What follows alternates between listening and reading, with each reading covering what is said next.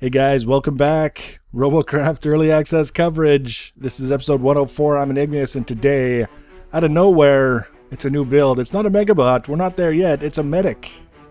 Of all things, it's the Booboo Sammich, which I'll say once in this video and I'll probably never want to say again, because it's just a really basic medic with TX1 electroplates, top and bottom. In between, we're going to have a driver's seat, some hover blades, and some nano disruptors. It's a Sammich, and it's there to fix boo-boos. That's really all it is. Very simple and straightforward. I didn't necessarily want anything that was innovative, groundbreaking, or even surprising, aside from the fact that I'm building another medic. That's kind of surprising to me. There's a lot to be said when you're trying to earn RP towards building a Megabot, that you go with whatever option is the best fit for earning RP, which is not necessarily always going to be the kind of bot that you most want to pilot. It's going to be the one that's the most stable, reliable form of income. If you go into a match and you don't last very long in the match, you still walk away with more RP than if you were in a different kind of bot. And that's, these days, a medic. I don't know how or if that will change when the repair model is changed from armor-based to CPU-based. I just know that, you know, every time the topic has come up, I've got to earn RP to do blah, blah, blah. There's always people who say, build a medic, because that's one of the things that they excel at. And it's true. Having done a couple of matches in this already, I did one match where I got 1 kill and 6 assists. In addition to the RP that I got for, you know, the credit for the CPU, or sorry, the armor repaired. It's just, it's easy.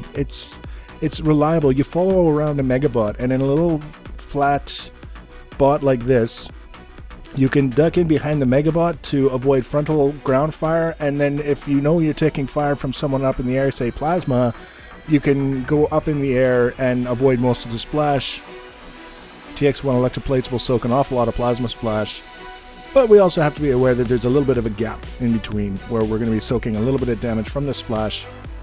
We have to account for that. We're still using armor core building methods throughout. You can see we're still using all prisms. Just because we're using a lot of electroplate coverage on the bot doesn't mean that we're not going to use, you know, Triforce, armor core kinds of things, giving some thought to where damage is going and what we can do to route it around and make sure that we've got as many viable connections as we possibly can and able to soak as much damage as possible before it starts going to the critical components. It's the same stuff that we've been doing for months. And hopefully, you know, we refine our approach a little bit each time. But at the end of the day, it's you know, it's a pretty simple concept, and it can only be applied so many different ways.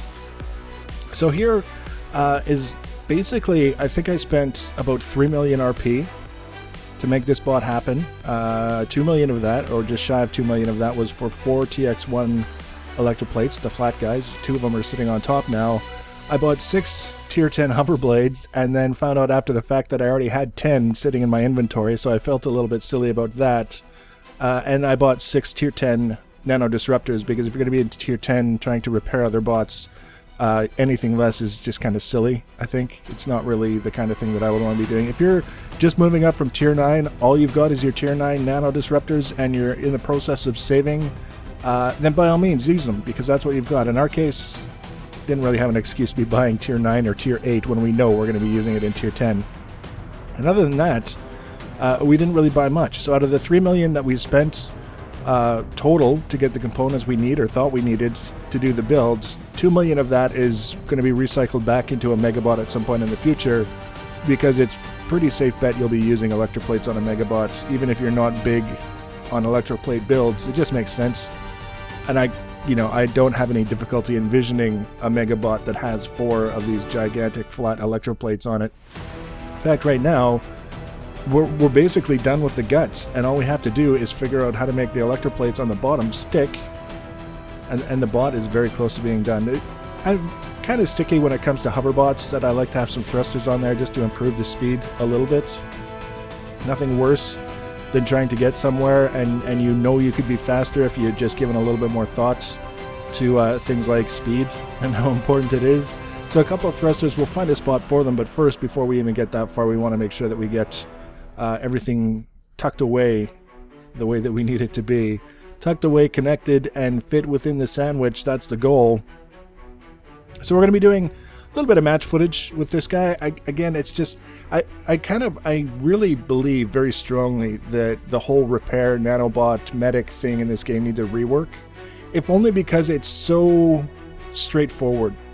It's very, very easy to tell people, you know what, all you do in tier 10 is you build a medic and you follow around the megabot holding down your right mouse button, and that's the match. Win or lose, that's your match. That's all you have to do, and you won't be too far off. It's not necessarily bad advice, even though there's lots of room to be keeping an eye out for other things that are happening in the match and making certain smart decisions about, you know what, maybe I should be focusing my attention on repairing this guy over here, or this would be a great opportunity for me to assist on the offense briefly to kind of resolve an issue that we're having and then get back to the healing.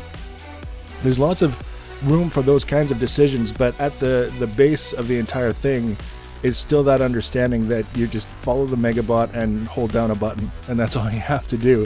If you're using an actual offensive weapon, it's still not necessarily that much more complex, but you're still making decisions about looking for enemies and prioritizing targets, realistically speaking, and, you know, moving so that you can get the right shots and all these other things that you're doing as an offensive bot. As a medic, it's just follow, right click.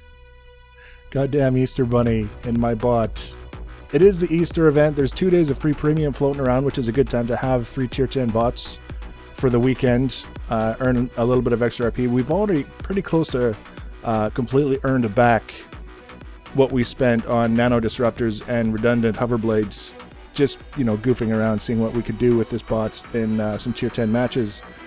And hopefully over the weekend we'll get back up to the 3 or 4 million mark, so that we can feel like we're continuing on the grind to the 40 or 50 million we're going to need to build our damn megabot.